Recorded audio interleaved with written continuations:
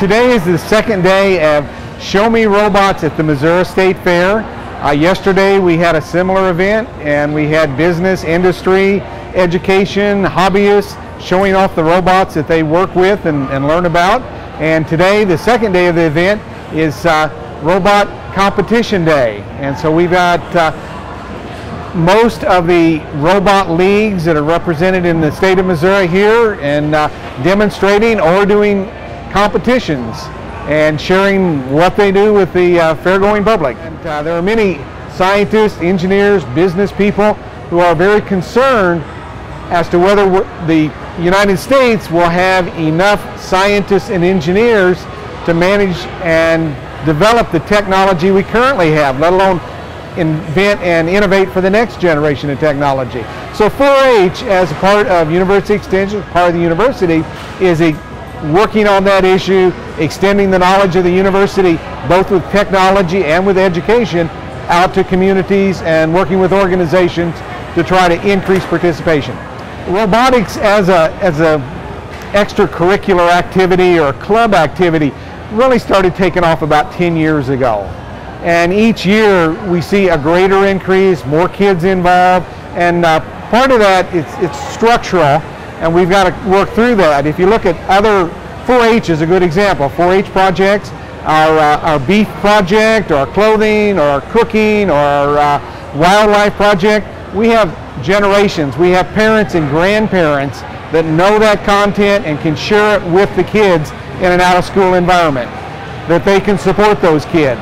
With technology, information technology, robotics, we don't have that.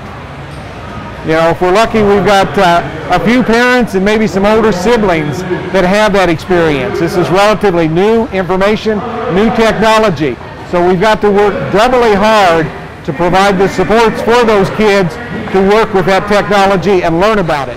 Cooperation, as Woody Flowers has coined that term, of we can walk around and we can get new ideas, and you just look at them and get, oh, I would have never thought to do that. It's just such an invaluable experience. And when we went to the World Championships, I mean, we met people from all over, and it's just a cultural experience that if you wanted to get it otherwise, you have to shell out some major cash to go to Brazil and just Israel and Canada and all those other places, Mexico, Japan. It's just amazing. One of those just amazing experiences that you can't have anywhere else. So SCOPE is a grassroots, not-for-profit, and our mission is to connect parents and adults with opportunities and resources in all areas of science and technology. So the full broad spectrum. If you want to be a lawyer today, one of the greatest areas you can go into is intellectual property law. And when I was younger growing up, really, we didn't look at needing calculus. In today's world, we really do need these things. And if you think about it, when we moved from agriculture to industry, we did that through labor.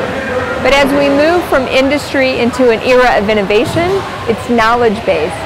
And so our purpose is to connect parents and communities to the pathway so that they really understand the good camps and the museums and what DESE wants, the career clusters, and how important it is to really help your children with curriculum that maybe you didn't need.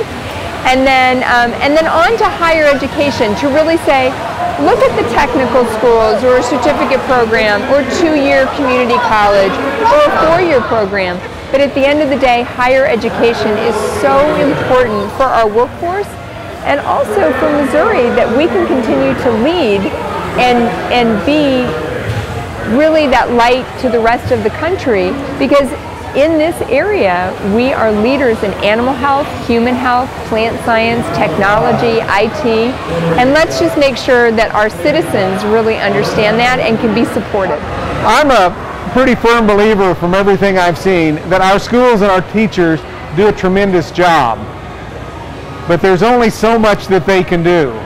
And the community and community organizations need to support the reinforcement of what the teachers are doing in the out-of-school hours. You know, it's no accident that the kids that are the high achievers, that are successful, have a supportive community. They have academic activities. They have events that happen beyond the school hours, in after school, in 4-H, in Scouts, in robot teams. They have those community-based activities that supplement and reinforce what happens in school. And we can't add more hours of school, we need more hours of practice. Practicing the wonderful things they're being taught and what they're learning in school. They need a framework to put that in and a practical application for it. Is that we have an opportunity to plant seeds throughout the community, to raise the public awareness, to kind of connect the dots and make those links. And we really love to make links with partners such as METS, because it's important to make sure that they can be involved with the business leaders, and that students know who their role models can be, who's sort of gone into the workforce that they can look up to. And it's really exciting. So it's been a lovely partnership, and it means a lot to us. And they were with us from the very beginning. So we're just very honored.